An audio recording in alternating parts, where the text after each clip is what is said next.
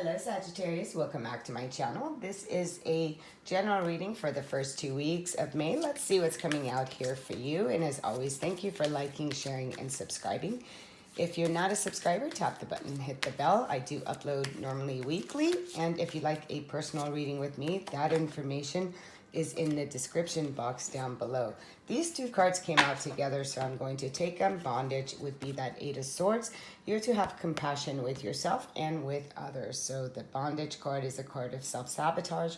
When we tie ourselves into that mental agony, it's like, look at his body, although very nice looking body, but he is very bondage in his mind. He's self-sabotaging here. It's time to nurture maybe the masculine side within you. It's time to bring compassion to that parts of you.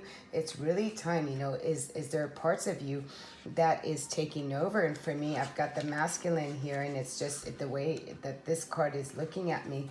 It's telling me that the feminine is time for the feminine to step in, to really pay attention here to your thoughts, because when you don't have compassion for yourself, you could put your thoughts like that, right? So it's asking you right now to really replace any critical negative thoughts that you have about yourself, and really to have compassion and put in more beautiful, loving thoughts. So where are you within your physical world right now? Are you all tied up? Is this where you are right now? Or can you actually bring that compassion and allow yourself to be free, so you can really move out of this prison that you've put yourself into? So, sometimes we become very hard on ourselves in regards to what you should have done and didn't do, and so forth. And this card is just telling you it's time to free yourself.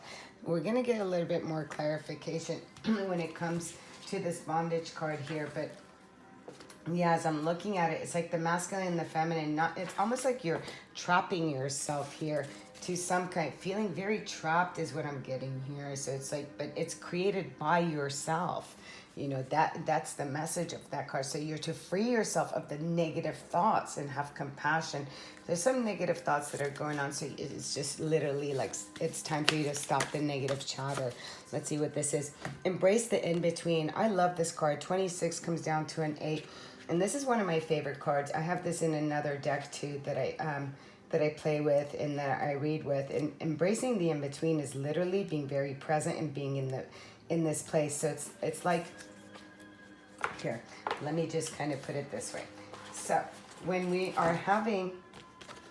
you're in between this, embrace it. Embracing the in-between means that 26 is 8 is ever flowing, being very present. So you're shifting from a negative way to having compassionate way, from a way of I don't have to a way that I am abundant, from a fear base to a love base. So you're shifting, the planet Earth, a lot of people right now are shifting on the planet. They're in that in-between stage from fear-based thoughts to the thoughts of love. It's in shifting our old belief systems, and you are doing that right now, Sagittarius. You're at that place where things are shifting. You're beginning to see the truth. You're beginning to see things in clarity and really asking yourself, these parts of you that don't belong, and you're shifting all those sides of you that just don't belong. And that is such a beautiful place to be. I love the in-between card because it is where it's like that making, the unmaking, from the past to seeing from the shadows, seeing now things that are colorful. It's really asking you to really see that flamingo spirit is within you. It's like creativity, it's love, it's balance, it's harmony, it's trusting, it's being in the moment. And it's really recognizing things when you're in between things. So really being aware of all that you've experienced in the in-between. So you're looking at your experiences that could have been ones of bondage. Now you're bringing compassion to this experience. Absolutely divine. This is really a divine message. If I were to spend, I could spend a lot of time on that card alone, but I'm going to keep going and let's see what's coming out. Forgiveness. Again, forgiveness, abundance, so this really is freeing yourself from your mindset. I wasn't good enough. I'm not good enough. I wasn't good enough in relationships, or I'm not worthy. Whatever these thoughts are, you're in that stage of your experiences, and now you're experiencing yourself to a place that, oh my God, everything that I experience is abundant. No matter what the experience is, it's abundant to bring you to what? Freedom. And I love that. And you just bring forgiveness. I acknowledge that harboring resentments blocks the flow of love. And yes, it does. So this is forgiveness for yourself, forgiveness for other people on your journey. In between, you're realizing how, when we are in resentment and in anger, it could really stop the flow of abundance. And look at these cards. Oh my God, messenger of air. So this is really receiving messages. So some of you could be receiving messages from someone, or you could be sending out messages, or this is you connecting with the spirit realm. This is really asking you to tune in and tap into what it is that you're receiving. I love this card because you're so connected. You're connected to the spirit realm, and it's asking you to pay attention. It's a message. So the messenger is the knight. It would be the Knight of Swords. And this is saying for you to really listen to that subconscious programming here too with the bondage card, because the messenger is asking you to look at your subconscious programming and how you can shift your response to them, to swiftly act, to change, come out of the fear and recognize it. Here in between, yeah, it's the moon, because you don't know what's ahead. When we're in between realms, we don't know what the future has, but it's in this present moment where you surrender to the unknown.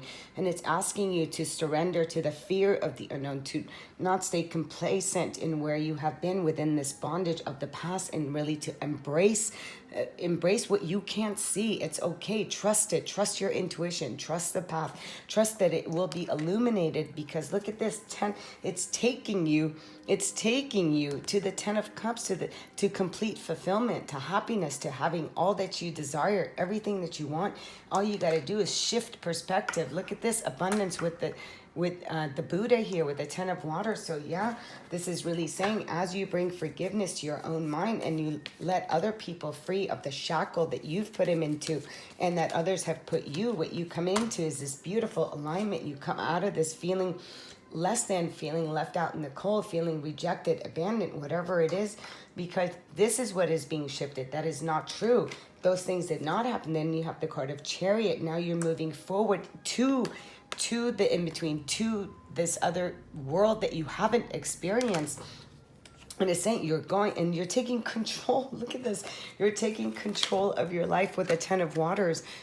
This is like coming back in control. This is being the seat of your own happiness. You realize as you let go that the Ankh is that recognizing your spiritual being, recognizing that you have all that it takes.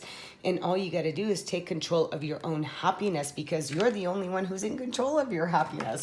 And nobody else is. As you bring forgiveness to that, you're really letting go of what? Letting go of needing to protect yourself, and letting go of needing. That 7 of Wands is like standing up for myself and needing to protect myself.